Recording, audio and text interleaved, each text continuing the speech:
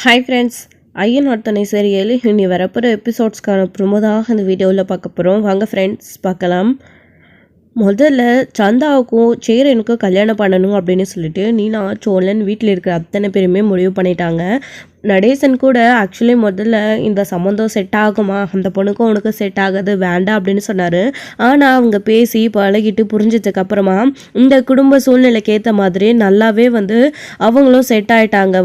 எப்படியாச்சு இந்த குடும்பத்துக்குள்ளே அவங்கள கொண்டு வந்துடணும் அப்படின்னு சொல்லிட்டு சேரணும் எல்லாருமே நினச்சாங்க. சோழன் கூட நினச்சாரு, பாண்டி எல்லாருமே. அதே மாதிரி இப்போ நடேசனும் அவங்கள புரிஞ்சுக்கிட்டு இந்த வீட்டுக்குள்ளே அவங்க 2 பேரும் கல்யாணம் பண்ணிட்டு வந்தால் சந்தோஷமாக தான் இருக்கும். இந்த குடும்பம் சேர்ந்து ஒத்துமையாக வாழும். சந்தா நம்ம வீட்டுக்கு ஏற்ற மருமக தான் அப்படின்னு நடேசனுமே புரிஞ்சுக்கிட்டு அப்புறம் என்னடா பேசாமல் கல்யாணத்தை பண்ணிடலாம் அப்படின்னு சொல்கிறாரு. சேரன் இல்லைப்பா, அவங்க வீட்டில் பிரச்சனை இருக்குது, அவங்க வீட்டில் ஒத்துக்காமல் எப்படி கல்யாணம் அப்படின்னு சொல்கிறாரு. அவங்களுக்கு இவங்களுக்கே பிரச்சனை இல்லை அப்படின்றப்போ அவங்களுடைய அப்பா அம்மா வந்தால் என்ன வரலனா என்ன, யார் வீட்டில் பிரச்சனை இல்லை, கல்யாணம் நடக்கட்டும் அப்படின்னு சொல்கிறாங்க. இல்லை இது செட் ஆகாது, வேண்டவே வேண்டான்னு வீட்டில் இருக்கிற எல்லாரும் சொன்னால் கூட கன்வின்ஸ் பண்ணி சேரன் இப்போதைக்கு எனக்கு கல்யாணம் வேண்டாம் அப்படின்னு தள்ளி போட்டுட்டு அங்கேருந்து கிச்சனுக்கு கிளம்பி போயிடுறாரு. நீலாவும் சோழனுக்கும் என்னது இது, இவருக்கு ஒரு கல்யாணத்தை பண்ணி வைக்கலான்னு பார்த்தா ஆனால் இவர் இப்படி சொல்லிட்டு போகிறாரே அப்படின்னு சொல்லிட்டு அவங்க 2 பேரும் யோசிக்கிறாங்க. என்னம்மா இதுக்கு தான் என்ன கூப்பிட்டியா, அவனுக்கு கல்யாணம் பண்ணி வச்சிடலான்னு கேட்டான், அவன் என்னமோ இப்படி சொல்லிட்டு போகிறான், வேணான்றவனை நாம் என்னம்மா பிடிவாதமாக பிடிச்சி அவனை தாலியை கட்ட வைக்க முடியும், விடுமா, அவனுக்கு எப்போ தோணுதோ அப்போ கல்யாணம் பண்ணிக்கிட்டோம் அப்படின்னு சொல்கிறாங்க. அது மட்டும் இல்லாமல் இப்போ தான் அவங்க பேச ஆரம்பிச்சிருக்கிறாங்க. அந்த பொண்ணுமே சரின்னு சொன்னால் இவங்க வெயிட் பண்ணியே கல்யாணம் பண்ணிக்கிட்டோம் அப்படின்ற மாதிரி இங்கே நடேசனுமே நிலா கிட்ட சொல்லிட்டு அவங்க பாட்டுக்கு கிளம்பி போயிடுறாங்க.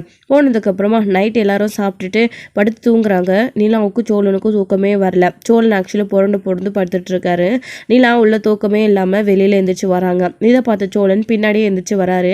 ஏங்க என்னாச்சு அப்படின்னு சொல்லிட்டு சோழன் நிலாவை கேட்கும்போது, ஏங்க நீங்கள் ஏன் தூங்கிட்டு தானே இருந்தீங்க, நான் பயந்தே போயிட்டேன் அப்படின்னு நீலா சொல்கிறாங்க.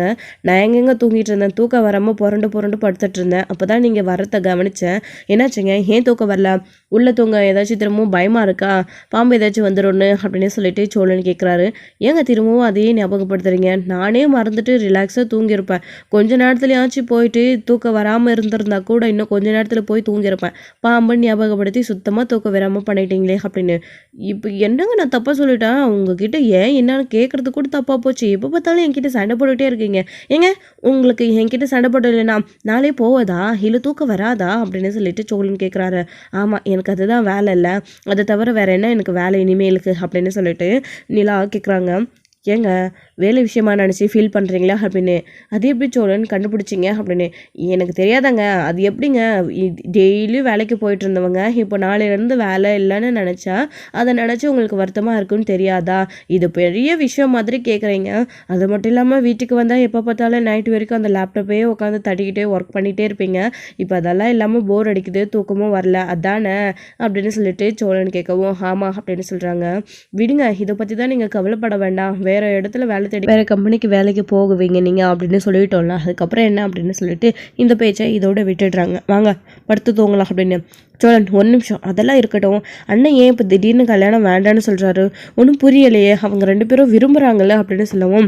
ஏங்க விரும்புகிறாங்க தான், அவங்களுக்கு கல்யாணம் பண்ணி வைக்கணும்னு நாம் ஆசைப்பட்டோம் தான், என்னன்னு தெரியலையே, பொண்ணு அண்ணனுக்கு கிடைக்காதப்பவே கல்யாணம் பண்ணிக்கோன்னா எங்கே போனாலே பொண்ணு கொடுக்க மாட்டேன்றாங்க. அண்ணனுக்கு முன்னாடி தம்பிக்கு ஆயிடுச்சு, அண்ணனுக்கு ஏதாச்சும் குறை இருக்கா, இல்லை பலவிதமாக ஏதோ பேசியிருக்காங்க, அந்த வீட்டில் இப்படிலாம் பொண்ணே தாங்காதுன்னு இப்படிலாம் சொல்கிறாங்க, நாங்கள் எப்படி பொண்ணு கொடுக்குறதுன்னு. ஆனால் இப்போது சந்தா வீட்டோட நிலைமை தெரிஞ்சும் லவ் பண்ணுறாங்க. அதே மாதிரி இதுக்கு முன்னாடி கார்த்திகாவும் அதே மாதிரி தான் இருந்தாங்க. அப்போவே நடந்திருக்க வேண்டிய கல்யாணம் தள்ளி போயிடுச்சு. ஏதோ காலம் அடுத்து சந்தாக்காக தான் அண்ணன் இப்படி காக்க வச்சிருக்கு கடவுள் அப்படின்னு நம்ம நினச்சிட்டு இருக்கிறோம். ஆனால் இப்போது அண்ணன் சந்தாவை வேண்டான்னு இப்போதைக்கு வேண்டான்னு சொல்லுது. ஒன்றும் புரியலையேங்க எனக்கு கூட அப்படின்னு சொல்லிட்டு இருக்காங்க. அவர் சொன்ன காரணம் இதுக்கு சரி வருமா, அவங்களோட அப்பா அம்மா சம்மதத்தோட கல்யாணம் படிக்கணும்னு அண்ணன் ஆசைப்படுறாரா அப்படின்னு சொல்லிட்டு சோழன் கேட்கும்போது தெரியலையாங்க, அவங்க வீட்டில் நிறைய பிரச்சனை இருக்குன்னு அவர்கிட்ட பேசின வரைக்கும், அனுஷ்கிட்ட பேசின வரைக்கும் நமக்கு எல்லாத்தையுமே சொன்னாங்க. அப்படி இருக்கிறப்போ இது சாத்தியமாங்க அப்படின்னு தெரியலையேங்க. இவ்வளோ போர்க்காலத்துக்கு அப்புறமும் அண்ணன் கல்யாணம் பண்ணிக்கணும் சந்தாவை அப்படின்னு நினைக்கிது போல இருக்கு. விடுங்க, அவர் ஆசைப்படியே எல்லாமே பிரச்சனை முடிஞ்சதுக்கு அப்புறமாவே அவர் கல்யாணம் பண்ணிக்கிட்டோம் அப்படின்னு சொல்லிட்டு இங்கே சோழன் சொல்லிட்டு இருக்காரு நிலா கிட்ட. அப்போது நிலாவும் யோசிச்சு பார்த்துட்டு நின்றுட்டு இருக்காங்க.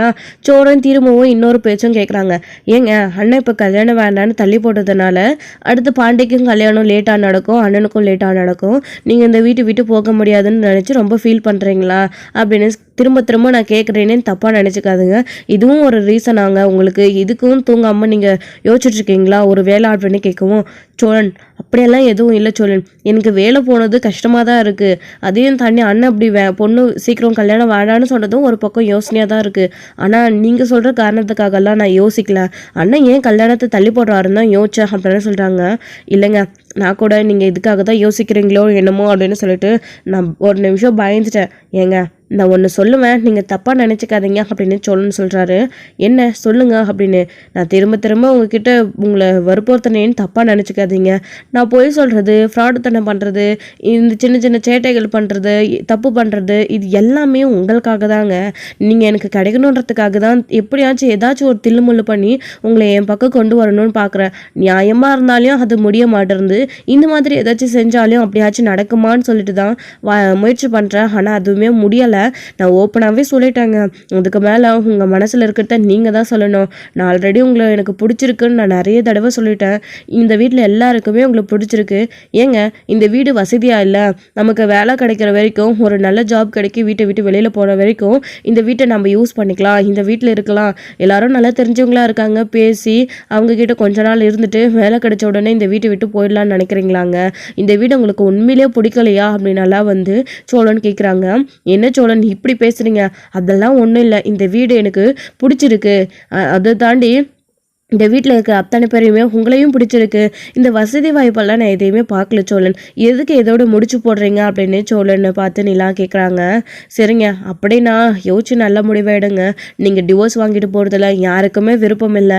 நீங்கள் இந்த வீட்டை விட்டுட்டு டிவோர்ஸ் வாங்கிட்டு அடுத்த நிமிஷமே கிளம்பி போனதுக்கப்புறமா எல்லாருடைய மனசுமே சுக்குநூறாக உடஞ்சி போயிடுங்க அப்படின்னலாம் சோழன் சொல்லிட்டு இருக்காங்க. அதுக்கப்புறம் சொல்லிட்டு, இதுக்கப்புறம் நான் உங்களை டென்ஷன் பண்ணி எதுவும் பேச விரும்பலைங்க. நீங்கள் வாங்க, ரொம்ப நேரம் வெளியே பணியில் நின்றுருக்க வேணாம், ரெஸ்ட் எடுங்க அப்படின்னு சொல்லிட்டு சோழனும் போயிட்டு படுத்துடுறாரு. நிலாவும் சோழன் சொன்ன விஷயத்த யோசிச்சு படுத்துட்டு அதுக்கப்புறம் போயிட்டு படுத்து தூங்க ஆரம்பிச்சிடுறாங்க. ஸோ மறுநாள் காலையில் வழக்கம் போல் எந்திரிச்சு சேரன் சைட்டுக்கு கிளம்புறாரு. பல்லவன் காலேஜுக்கு கிளம்பணும்னு நின்றுட்டுருக்காரு. திரும்பவும் அண்ணன் எக்ஸாமுக்கு, அதுக்கப்புறம் பேப்பர்ஸ்க்கு சப்மிட் பண்ணுற கொஷின் பேப்பருக்கு இதுக்கெல்லாம் ஃபீஸ் வேணும்ண்ணா, ஒரு 1000 ரூபாய் கிடைக்குமாண்ணா அப்படின்னு சொல்கிறாங்க. டேய் என்னடா, நாங்கள் படிக்கிற காலத்துலேயே இப்படியெல்லாம் இல்லை, நீ என்னமோ அடிக்கடிக்கு அண்ணங்கிட்ட பணம் வாங்கிட்டு போகிற அப்படின்னு சொல்லிட்டு நம்ம சோழன் கேட்குறாரு. அதெல்லாம் அப்படி தானே, இப்போல்லாம் நிறைய அதுக்கு புதுசு புதுசாக பேர் வச்சு கேட்குறாங்க அப்படின்னு பழைய டைலாகே விட்றாரு பல்லவன். இப்படியெல்லாம் சொன்னால் நம்பிடுவாங்க, சேரனுமே தம்பிக்காக தானே யோசிக்காமல் கொடுத்துருவாரு அப்படின்னு சொல்லிட்டு அவரும் பணத்தை வாங்கிட்டு இன்னைக்கு கிளம்புறாரு. ஆக்சுவலி அது காயத்ரி கூட இந்த மாதிரி ஊர் சுற்றி செலவழிக்கிறதுக்காக தான் அவர் போடுறாரு. காலேஜை கட் அடிச்சுட்டு போயிட்டுருக்காரு. இப்போது இந்த விஷயம் சேரனுக்கு அவருடைய பிரின்சிபல் கால் பண்ணி இன்னும் கொஞ்சம் நேரத்தில் விஷயத்த சொல்ல போகிறாங்க. சேரன் சைட்டுக்கு அப்படியே பல்லவனுக்கு காசு கொடுத்துட்டு கிளம்பி போயிடுறாங்களா. நீலா வீட்டில் இருக்காங்க. அப்போது சோழனும் சரி கார் எடுத்துகிட்டு கிளம்பலாம் அப்படின்னு சொல்லிட்டு ரெடி ஆகுறாங்க. நீலா உட்காந்துக்கிட்டு எல்லாம் வெளியில் கிளம்புறவங்களவே பார்த்துட்டு இருக்காங்கன்னா, பாண்டியும் ஆக்சுவலி கடைக்கு ரெடி ஆகிட்டு கிளம்பிடுறாரு. சோழன் நான் வரேன், வரேங்க அப்படின்னு சொல்லிட்டு, சரி பாண்டி அப்படின்னு சொல்லிட்டு அவங்களும் கிளம்பி போயிடுறாங்க. இன்னொரு பக்கம் இங்கே சோழன் எல்லாரும் கிளம்புனதுக்கு அப்புறமா நிலாவை பார்க்குறாங்க. வெளியில் போகிறாங்க இல்லையா, பாண்டி வண்டி எடுத்துகிட்டு சைக்கிள் எடுத்துகிட்டு சேரன் போனார். இது எல்லாத்தையும் கவனிக்கிறாங்க. ஏங்க என்ன ஒரு மாதிரியா எல்லாரையும் பார்த்துட்டே இருக்கீங்க அப்படின்னு. ஓ நீங்கள் வீட்டிலே இருக்க போறீங்க, எல்லாரும் கிளம்பி போயிட்டாங்க, போர் அடிக்குமேன்னு யோசிக்கிறீங்களாங்க? சரி விடுங்க, நான் வேணா இங்கேயே இருக்கேன் அப்படின்னு சொல்கிறாங்க சோழன். ஏங்க நீங்கள் ஏங்க வேலையை விட்டுட்டு இங்கேயே இருக்கணும், அதெல்லாம் ஒன்றும் தேவையில்லை, நீங்கள் போங்க அப்படின்னு. அதெல்லாம் ஒன்றும் இல்லைங்க, நான் இப்போ நேராக எப்படியும் ஸ்டாண்டுக்கு போய் தான் காரை நிறுத்திட்டு ஏதாச்சும் சவாரி வந்தால் தான் போவேன், இல்லைன்னா அங்கேயே படுத்து சும்மா ஃபோன் பார்த்துட்டு ரெஸ்ட் எடுத்து தாங்க உட்காந்துட்ருப்பேன். சவாரி வந்தால் நான் இங்கேருந்தே கிளம்பிக்கிறேன், நீங்கள் வீட்டில் இருக்கீங்களா, நான் பேசாமல் உங்கள் கூடயே இருக்கேன், நம்ம ஜாலியாக வீட்லேயே உட்காந்து ஏதாச்சும் பண்ணலாம் அப்படின்ற மாதிரி சோழன் சொல்லிட்டு இருக்காரு. ரொம்ப தேங்க்ஸ் சோழன் என்னை புரிஞ்சுக்கிட்டதுக்கு அப்படின்னு சொல்கிறாங்க. உங்களை நான் புரிஞ்சுக்காமல் வேறு யாருங்க புரிஞ்சுக்க போகிறாங்க? ஒரு மனைவிக்கு என்ன தேவையோ அது எல்லாத்தையும் இந்த ஹஸ்பண்ட் தானே பண்ணணும் அப்படின்னு சொல்லிட்டு சோழன் பேசுகிறாரா. என்ன சொன்னீங்க அப்படின்னு நிலா கேட்கவும், ஒன்றும் இல்லை, உங்களுக்காக நான் இதை கூட செய்ய மாட்டேனா அப்படின்னு அப்படின்னு சொல்லிட்டு சோழன் அமைதியாயிட்டாரு. அதுக்கப்புறமா ஏங்க சரி வீட்டிலே இருக்க போர் அடிக்குது, நான் வெளியே போயிட்டு ஏதாச்சும் வாங்கிட்டு வரட்டுமா அப்படின்னு சொல்கிறாங்க. என்ன போர் அடிக்கிறதுக்கும் வெளியே வாங்கிட்டு வரதுக்கும் ஸ்நாக்ஸா அப்படின்னு கேட்குறாங்க. அதெல்லாம் ஒன்றும் இல்லை, நம்ம செஸ்ஸு இல்லைன்னா இந்த கேரம் போர்டு இந்த மாதிரி ஏதாச்சும் விளையாடலாம், நான் போயிட்டு வாங்கிட்டு வரட்டுமா அப்படின்னு சொல்கிறாங்க. சரி சோழன், நம்ம உட்காந்து 2 பேரும் கேரம் விளையாடலாம், நீங்கள் போய் வாங்கிட்டு வாங்க. செஸ்ஸும் விளையாடலாம், இதெல்லாம் நம்ம 2 பேராக விளையாடுறது தான், போர் அடிக்காமல் இருக்கும். அதுக்கப்புறம் காலேஜ்லேருந்து பல்லவன் அண்ணா எல்லாம் வீட்டுக்கு வந்ததுக்கப்புறமா நைட் டைம்லையும் நம்ம விளையாடலாம், கொஞ்சம் போர் அடிக்காமல் இருக்கும். சரி நீங்கள் போயிட்டு வாங்கிட்டு வரீங்களா அப்படின்னு நிலா சொன்னதும் அவரும் காரை எடுத்துகிட்டு போகலான்னு போகிறாரு. அப்புறம் இதுக்கு எதுக்கு காரு, பேசாமல் பைக்லேயே போயிட்டு வந்துடுவோம் அப்படின்னு சொல்லிட்டு பைக்கில் கிளம்பி போகிறாரு. நடேசன் வெளியே உட்காந்துட்டு இருக்காரு. நிலா அவங்க கீழே போய் உட்காந்து பேசிகிட்டு இருக்காங்க. அப்புறம் அங்கிள் சாப்பிட்டீங்களா, இப்போ ஏதாச்சும் உடம்புக்கு பண்ணுதா, வழக்கம் போல் குடிக்கிறீங்களா இல்லை குடிக்கிறத நிறுத்திட்டீங்களா அப்படின்லாம் கேட்டுட்டு இருக்காங்க. நான் எப்படிமா குடிக்கிறதெல்லாம் இவ்வளோ சீக்கிரம் விட்டுருவேன் அப்படின்னு, கொஞ்சம் கொஞ்சமாக அதை விடுங்க அங்கிள், அப்போ தான் உங்கள் உடம்பு நல்லா இருக்கும் அப்படின்னு நிலா இங்கே வீட்லேயே உட்காந்து நடேசன் கிட்ட பேசிகிட்டு இருக்காங்க. ஏமா நீ வேலைக்கு போகலையா அப்படின்னு கேட்குறாங்க. இல்லை அங்கிள் போல அப்படின்னு நடந்த விஷயங்களை நிலா சொல்லிட்டு இருக்காங்க. அவ்வளோ கேவலமானவனா அந்த ராகவு, நீ அந்த கம்பெனிக்கு வேலைக்கு போகாமல் வீட்டில் இருக்கிறதே ஒன்றுதாம்மா, விடுமா அப்படின்னு சொல்லிட்டு ஆறுதலாக இங்கே நடேசனும் பேசிகிட்டு இருக்காங்க. சைட்டுக்கு போன சேரன் வழக்கம் போல் வேலை பார்த்துட்ருக்காரு. ஸோ அதுக்கப்புறம் அனுஷம் அவங்களுமே வேலை பார்த்துட்டு இருக்கும்போது சந்தா டீ பிரேக்கில் கரெக்டாக வராங்க, ஒரு 11 மணி அளவில். ஸோ அப்போ இங்கே ரொம்ப நேரம் ஆகிடுச்சா, காலேஜுக்கும் பல்லவன் போகவே இல்லையா. அதுக்கப்புறம் இவங்க ஃபோன் பண்ணி பேச ஆரம்பிச்சிடுறாங்க. அவருடைய கிளாஸ் அதாவது பிரின்ஸிபல் அவங்களுடைய பிரின்ஸிபல் சேரனுக்கு ஃபோன் பண்ணுறாங்க. ஃபோன் பண்ணி இந்த மாதிரி உங்கள் தம்பி பல்லவன் 1 வாரமாக ஸ்கூலுக்கே வரல, இப்படியே போயிட்டு இருந்தா அவன் எப்படி எக்ஸாமில் பாஸ் ஆகுவான், அவன் லீவ் போடாமல் வர்றது எல்லாமே அவனோட எக்ஸாம் ஹார்க்கில் சேரும்ல, இப்படி லீவ் போட்டால் எப்படி அவன் பாஸ் ஆவான், ஏற்கனவே 2 அரியர் இருக்குது, இப்போது இந்த மாதிரி பண்ணிட்டு இருக்கான், இந்த தடவை அரியர் வச்சா அவன் அடுத்தடுத்த வருஷத்தில் கூட இதே கிளாஸில் தான் உட்காந்துட்டு இருக்கணும் அப்படின்னலாம் அவர் சொன்ன உடனே சேரன் அதிர்ச்சி ஆயிடுறாரு. என்னாச்சு, அவனுக்கு ஏதாச்சும் உடம்பு சரியில்லை இல்லை எங்கேயாச்சும் போயிருக்கானா, ஏன் காலேஜுக்கு வரல அப்படின்னு கேட்கவும் சேரனுக்கு அவங்க கிட்ட என்ன பதில் சொல்றதுனே தெரியல. பதிலும் இல்லை. அப்படி சார் அதுவா சார், ஆமாம் சார், அவனுக்கு கொஞ்சம் உடம்பு முடியல, நாளையிலேருந்து அவன் கரெக்டாக வந்துடுவான் சார், நான் அவனை அனுப்பி வைக்கிறேன் அப்படின்னு சொல்கிறாங்க. சரிங்க சார், பார்த்து அவனை சீக்கிரம் காலேஜுக்கு அனுப்புகிற வழியை பாருங்க அப்படின்னு சொல்லிட்டு ஃபோனை அவங்க கட் பண்ணிடுறாங்க. இப்போது இந்த விஷயம் தெரிஞ்சதும் சேரன் பயங்கர அதிர்ச்சி ஆகுறாங்க. டெய்லியும் காலேஜுக்கு கிளம்புறான், எக்ஸாம் இருக்குது, இன்றைக்கி கூட காலையில் கூட பணம் வாங்கிட்டு போனானே, ஏதோ எக்ஸாம் எழுதணும்னு சொல்லிட்டு எங்கே போயிருப்பான் காலேஜுக்கு போகாமல் அப்படின்னு சொல்லிட்டு இங்கே யோசிக்கிறான். ஒரு வேளை படத்துக்கு இது போவானா, அப்படியே போனால் கூட நைட் டைமில் இது போவான், காலேஜ் முடிச்சுட்டு போகலாம்ல, இவன் எங்கே போவான் அவ்வளோ பணத்தை வாங்கிக்கிட்டு அப்படின்னு சொல்லிட்டு சேரன் யோசிக்க ஆரம்பிச்சிடுறாங்க.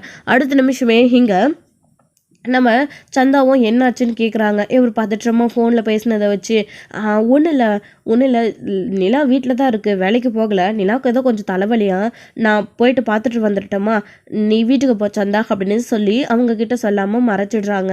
சரி நீங்கள் போய் பாருங்க அப்படின்னு சொல்லிட்டு சந்தாவும் பார்த்து பத்திரமா போங்க அப்படின்னு சொல்கிறாங்க. நானும் வீட்டுக்கு கிளம்புறேன் அப்படின்னு சந்தாவும் வீட்டுக்கு கிளம்பிடுறாங்க. இப்போது சேரனுக்கு என்ன பண்ணுறதுனே தெரியல. அடுத்து பல்லவனுக்கு ஃபோன் பண்ணுறாங்க. பல்லவன் ஃபோன் பண்ணுறாங்க அப்படின்ன உடனே ஃபோனே எடுக்கிறது கிடையாது. காயத்ரி சொல்கிறாங்க, யார் அப்படின்னு. அண்ணன் தான் அப்படின்னு. அட்டன் பண்ணி பேச வேண்டியது தானே அப்படின்னு. இல்லை நான் இந்த டைமில் அண்ணன் காலேஜில் இருக்குவேன் அப்படின்னா அண்ணனுக்கு தெரியும், ஆனால் இந்த டைமில் ஏன் ஃபோன் பண்ணுதுன்னு தெரியல. இப்போ நான் ஃபோன் எடுத்தால் அப்போ காலேஜில் இல்லை, நான் வெளியில் எங்கேயாச்சும் இருப்பேன் அப்படின்னா அண்ணன் கண்டுக்கும். நான் காலேஜில் இருக்கும்போது இந்த மாதிரி ஃபோன் பண்ணால் கூட எடுக்க மாட்டேன்னு அண்ணனுக்கு தெரியும், அப்படி இருந்தும் ஏன் ஃபோன் பண்ணதுன்னு புரியலை அப்படின்னு. ஏதாச்சும் முக்கியமான விஷயமா இருக்க போது எடுத்து பேசுப்பா அப்படின்னு சொல்லிட்டு இருக்காங்க. அதெல்லாம் ஒன்றும் தேவையில்லை, நீ அமைதியாக இரு அப்படின்னு சொல்லிட்டு பல்லவன் ஃபோனை கட் பண்ணிவிட்டு அவங்க காயத்ரி கூட்டிகிட்டு போயிட்டுருக்காங்க அந்த லாட்ஜுக்கு. ஆக்சுவலி அவங்களோட ஃப்ரெண்டோட லாட்ஜுக்கு ஆல்ரெடி ரூம் புக் பண்ணி, அதாவது காயத்ரி கூட இருந்தாங்க இல்லையா அவங்களுடைய ஃப்ரெண்டு, அவர் தான் பல்லவனும் காயத்ரியும் லவ் பண்ணுறாங்கன்னு தெரிஞ்சதுக்கப்புறமா அவங்க 2 பேரும் பேசணும், ஒரு ப்ரைவசி வேணும் அப்படின்றதுக்காக ஸோ ஒரு ரூம் புக் பண்ணி அங்கே போகிறாங்க. ஸோ ஆக்சுவலி பல்லவன் அங்கே போயிருக்கக்கூடாது, அவர் பண்ணது மிகப்பெரிய தப்பு. ஸோ காயத்ரியை லவ் பண்ணுறாரு அப்படின்னா பீச்சுக்கோ பார்க்குக்கோ அப்படி இல்லைன்னா எங்கேயாச்சும் சினிமாக்கோ இல்லை வெளியில் எங்கேயாச்சும் பைக் ரைடிங்கோ இந்த மாதிரிலாம் கூட்டிகிட்டு போயிட்டு அவர் காயத்ரியை சந்தோஷமாக வச்சுட்டு இருந்துக்கணும். அவர் ரூம் புக் பண்ணி தப்பான லாட்ஜுக்கு போனது தான் அவங்களுடைய மிகப்பெரிய தப்பே. இப்போது அந்த லாட்ஜில் வசமாக மாட்டிக்கிறாங்க. அந்த லாட்ஜில் இப்போது போதை பொருள் கடத்துகிறாங்க, ஏதோ கஞ்சா கடத்துகிறாங்க, இந்த மாதிரியெல்லாம் இன்ஃபர்மேஷன் வர ஆரம்பிச்சிடுது. ஸோ காலேஜ் ஸ்டூடெண்ட்ஸ் எல்லாம் தான் அப்படின்னு சொல்லிட்டு மெயினாக வருதா, அதனால அந்த தகவலின் படி போலீஸும் அந்த லாட்ஜுக்கு கிளம்பி போயிட்டுருக்காங்க. ஸோ அந்த சமயத்தில் தான் இங்கே சேரன் வந்து உடனே பல்லவனுக்கு ஃபோன் பண்ணாலும் எடுக்கல அப்படின்னு சொல்லிட்டு சோழனுக்கு ஃபோன் பண்ண ஆரம்பிச்சிடுறாரு. ஃபோன் பண்ணி பல்லவன் ஒரு வாரமாக காலேஜுக்கே போலியாண்டா சோழா, அவருடைய பிரின்சிபல் ஃபோன் பண்ணி இன்ஃபார்ம் பண்ணுறாங்க, இதே மாதிரி இருந்தால் அவன் எக்ஸாமில் பாஸ் ஆக மாட்டான், ஃபெயில் ஆகிடுவான் அப்படின்னு திட்டிக்கிட்டு இருக்காங்க. இவன் எங்கே தாண்டா போயிருப்பான், ஃபோன் பண்ணாலும் எடுக்கலை, உன்கிட்ட ஏதாச்சும் சொல்லிட்டு போயிருக்கானாடா, எங்கேயாச்சும் காலேஜை கட்ட அடிச்சுட்டு வெளியில் போயிருக்கானா அப்படின்னு சொல்லிட்டு சேரன் வந்து சோழனை கேட்கவும், ஆனால் என்னென்ன இப்படி சொல்கிற, எனக்கு என்னென்ன தெரியும், எனக்கெல்லாம் எதுவும் தெரியாதானே அப்படின்னு சொல்லிட்டு இருக்காங்க. உண்மையை சொல்லடா சோழா அப்படின்னு. ஆனால் சத்தியமாக எனக்கு எதுவும் தெரியாதானே, அவன் உங்ககிட்ட இருந்து காசு வாங்கிட்டு போகும்போதே ஆனால் ஏதாச்சும் பண்ண போகிறான்னு தெரியும், ஆனால் எங்கே போயிருக்கான்னு தெரியலையே, நீ சொல்கிற மாதிரி காசு வாங்கிட்டு எங்கேயாச்சும் காலேஜை கட்ட அடிச்சுட்டு வெளியில் தானே சுற்றிட்டு இருப்பான் ஃப்ரெண்ட்ஸோடு சேர்ந்து. ஃப்ரெண்ட்ஸ் குரூப்புன்னு ஆக்சுவலி நிறைய இந்த மாதிரி அவன் டைப் பண்ணிக்கிட்டே இருந்தான், ஆனால் அவன் எங்கே போயிருக்கான்னு ஒன்றும் புரியலையே, சரி நான் பார்க்குறேன் அப்படின்னு சொல்லிட்டு சோழனும் தேடி போகலாம் அப்படின்னு சொல்லிட்டு கேரம் வாங்க போனவர் சேரன் ஃபோன் பண்ண உடனே ஃபோன் வந்து கேரம் வாங்காமையே அங்கே வந்து வெயிட் பண்ண ஆரம்பிச்சிடுறாரு. பல்லவனுக்கு ஃபோன் பண்ணி பார்க்குறாங்க. சேரன் இப்படி விஷயத்த சொன்ன உடனே ஃபோன் அவங்களும் எடுக்கிறது கிடையாது. ஸோ அப்போ தான் வந்து அந்த லாட்ஜுக்கு வந்து போலீஸும் வர ஆரம்பிச்சிடுது. அங்கே போயிட்டு ரிசப்ஷனில் டீட்டெயிலை சொல்லிவிட்டு போலீஸ் வந்து சர்ச் பண்ண ஆரம்பிச்சிடுறாங்க. அப்படி சர்ச் பண்ண உடனே பல்லவன் இருக்கிற பக்கத்து ரூம்லேயே வந்து நிறைய காலேஜ் பசங்க வந்து பார்த்தீங்க அப்படின்னா அவங்க சொன்ன மாதிரி ட்ரங்க்ஸ் வந்து பண்ணிகிட்ருக்காங்க, கஞ்சா கடத்திட்டு இந்த மாதிரி தப்பான பழக்கங்கள் எல்லாம் பண்ணிக்கிட்டு அங்கே இருக்காங்க. அதை பார்த்த உடனே காலேஜுக்கு படிக்க அனுப்பினா இப்படி தான் ஊர் மேய்ச்சது தெரியுங்கிற, அவங்க பெற்றவங்க என்ன கடவோட ஃபீஸை கட்டி உங்களை படிக்க வைக்கிறாங்க, இந்த மாதிரி நீங்கள்லாம் நாட்டில் இருக்கிறதுனால தான் சில ஸ்டூடெண்ட்டோட பேர் கெட்டு போயிடுது, அந்த காலேஜோட பேரே கெட்டு போயிடுது அப்படின்னு சொல்லிட்டு அவங்க எல்லாரும் அடைச்சி வேகமாக வந்து போலீஸ் ஸ்டேஷனுக்கு இழுத்துட்டு போயிட்டுருக்காங்க. இன்னொரு பக்கம் இன்னும் எல்லா ரூம்லேயும் செக் பண்ணி பாருங்க அப்படின்னு சொல்லிட்டு எல்லா ரூமையும் செக் பண்ணி பார்க்குறாங்க. ஸோ அடுத்து வந்து பல்லவன் இருக்கிற ரூமை தட்டுறாங்க. அப்படி கதவை தட்டின உடனே காயத்ரி பயப்பட ஆரம்பிச்சிடுறாங்க. யாரு கதவை தட்டுவாங்க அப்படின்னு சொல்லிட்டு பல்லவன் கதவை ஓப்பன் பண்ணி பார்க்குறாங்க. என்னடா இங்கே என்ன பண்ணுற அப்படின்னு. ஒன்றும் இல்லை சார், சும்மா தான் அப்படின்னு. என்னடா சும்மா, போய் உள்ளே பாருங்கம்மா அப்படின்னு சொல்லிட்டு பார்க்குறாங்க. சார் உள்ளே ஒரு பொண்ணு இருக்குது அப்படின்னு சொல்கிறாங்க. என்னது பொண்ணா, என்னடா நீ என்ன இங்கே பண்ணிகிட்ருக்க, பொண்ணை கூட்டிகிட்டு வந்து அப்படின்னு சொல்லிட்டு இருக்காங்க. சார் அதெல்லாம் ஒன்றும் இல்லை சார் அப்படின்னு. நீ எதுவும் பேச வேணாம், நடு ஸ்டேஷனுக்கு அப்படின்னு சொல்லிட்டு பல்லவனை எதுவுமே பேச விடாமல் அடுத்த நிமிஷமே இங்கே கூட்டிகிட்டு கிளம்பி போயிடுறாங்க. வெளியே பல்லவனை கூட்டிகிட்டு வரும்போது தான் அங்கே பல்லவனுக்கு ஃபோன் பண்ணிக்கிட்டே நம்ம சோழன் வெயிட் பண்ணிகிட்ருக்காரு. அந்த சமயத்தில் தான் நம்ம என்ன பண்ணுறாரு பல்லவன் அப்படின்னா ஃபோனை அட்டன் பண்ணி வந்து ஜோப்பிலே வந்து போட்டுக்கிறாங்க. அப்படி போட்ட உடனே அந்த போலீஸ் வந்து பல்லவனை மிரட்ட ஆரம்பிச்சிடுறாங்க இல்லையா, இங்கே என்னடா பண்ணுற, இப்படி பொண்ணை கூட்டிகிட்டு வந்து இந்த லாட்ஜில் நீ என்ன பண்ணிட்டுருக்க அப்படின்னு அந்த லாட்ஜோட பேரை சொல்லி அப்படிலாம் சொல்ல உடனே ஸோ அங்கே தான் வந்து திரும்பி பார்க்குறாங்க. பார்த்த உடனே பல்லவன் பார்த்ததும் அண்ணே அப்படின்னு நான் எந்த தப்பும் பண்ணலைண்ணே அப்படின்னு சொல்லிட்டு பல்லவனும் சோழன்கிட்ட அழுக ஆரம்பிச்சிடுறாங்க. சார் இவன் என்ன தப்பு பண்ணா, இவனை எதுக்கு கூட்டிகிட்டு போகிறீங்க அப்படின்னு. ஒரு பொண்ணோட சேர்ந்து ரூம் புக் பண்ணி இந்த லாட்ஜில் தங்கிட்டு இருக்கான், எவ்வளோ திமிரு இருக்கும் தம்பிக்கு, படிக்கிற வயசுல இதெல்லாம் தேவையா அப்படின்னு சொல்லிட்டு அவனை எடுத்துட்டு போறாங்க. சார் அவன் எந்த தப்பு பண்ணியிருக்க மாட்டான், விடுங்க சார் அப்படின்னு. சோழனுக்கு ஒரே கன்ஃபியூஷன், ஒண்ணுமே புரியல. காயத்ரியோட சேர்ந்து இவன் இந்த லாட்ஜில் என்ன பண்ணிட்டு இருக்கா, ஓ அப்போ நாம லவ் பண்ணி வேண்டான்னு சொன்னதுக்கு அப்புறமா ஆல்ரெடி ஏற்கனவே அந்த பொண்ணு நம்மள தான் பாக்குதுன்னு பல்லவன் சொல்லிட்டு இருந்தான். இப்போ அந்த பொண்ணு கூட திரும்பவும் பல்லவன் பேச ஆரம்பிச்சிட்டானா, அவங்க ரெண்டு பேரும் அப்போ லவ் பண்ண ஆரம்பிச்சிட்டாங்களா அப்படின்றது சோழன் வந்து புரிஞ்சிக்க ஆரம்பிச்சிடுறாரு.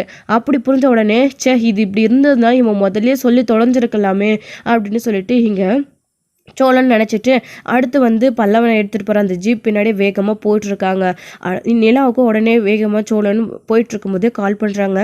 இந்த மாதிரி பல்லவன் ஒரு பிரச்சனையில் மாட்டிக்கிட்டான், நீங்கள் வர முடியுமா அப்படின்னு சொல்லிட்டு கேட்கவும், என்ன சொல்கிறீங்க சோழன் அப்படின்னு. ஆமாங்க, அண்ணனுக்கு பிரின்சிபல் ஃபோன் பண்ணி விஷயத்த சொல்லியிருக்காங்க, காலேஜுக்கே போகவே இல்லை பல்லவன் அப்படின்னு சொல்லிட்டு அண்ணன் எனக்கு ஃபோன் பண்ணி சொல்லிச்சு. அப்படி பல்லவனுக்கு ஃபோன் பண்ணி நின்றுட்டே இருக்கேன், பக்கத்தில் இருக்கிற லாட்ஜிலேருந்து பல்லவனையும் காயத்ரியையும் கூட்டிகிட்டு போகிறாங்க. இவன் ஏங்க அங்கே போனான்னு எனக்கு ஒன்றும் புரியலை, எனக்கு என்னமோ பல்லவன் காயத்ரியை லவ் பண்ணுறான் போல இருக்கு. இவங்க ரெண்டு பேரும் சேர்ந்து இப்படி காலேஜை கட் அடிச்சுட்டு அந்த போயிருக்காங்க அந்த லாட்ஜுக்கு. இப்போது பெரிய பிரச்சனை ஆகிடுச்சு.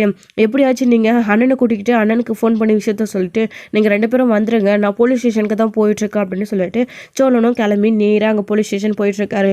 இந்த விஷயம் கேள்விப்பட்ட உடனே நடேசனுக்கு விஷயத்த சொன்ன உடனே அவரும் பயங்கர அதிர்ச்சி ஆகுறாங்க.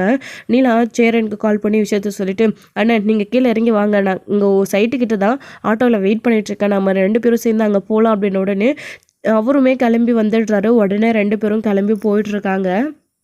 என்னப்பா நிலா இந்த பையன் என்ன இப்படி பண்ணி வச்சிருக்கான் அப்படின்னு எனக்கும் ஒன்றும் புரியறேனே. சோழன் ஃபோன் பண்ணி அவசர அவசரமாக விஷயத்த சொன்னார் அதானே அப்படின்னு சொல்லிட்டு 2 பேரும் போயிட்டு போலீஸ் ஸ்டேஷனில் போயிட்டு வெயிட் பண்ணுறாங்க. அந்த சமயத்தில் தான் பல்லவனை கூட்டிகிட்டு உள்ளே இழுத்துட்டு போகிறாங்க. அது மட்டும் இல்லாமல் அவங்க கூட அவங்களோட அந்த கஞ்சா கடத்தினாங்க இல்லையா வேறு பசங்க, அவங்க எல்லாருமே உள்ள லாக்கப்பில் தள்ளுறாங்க. நிற்க வச்சு உங்களோட பேரண்ட்ஸ் யாருடா, அவங்களுக்கெல்லாம் இன்ஃபார்ம் பண்ணணும், ஃபோன் நம்பர் கொடுடா, பேர் சொல்கிறா, அட்ரஸ் சொல்கிறா எல்லாம் கேட்டுட்ருக்காங்க. பல்லவன் வந்து நான் எந்த தப்பும் பண்ணலை சார், என்னை விட்டுருங்க அப்படின்னு அழுகிறாங்க. காயத்ரியையும் கூட்டிகிட்டு வந்து நிற்க வச்சுருக்காங்க. சோழன் பின்னாடியே வந்துடுறாரு.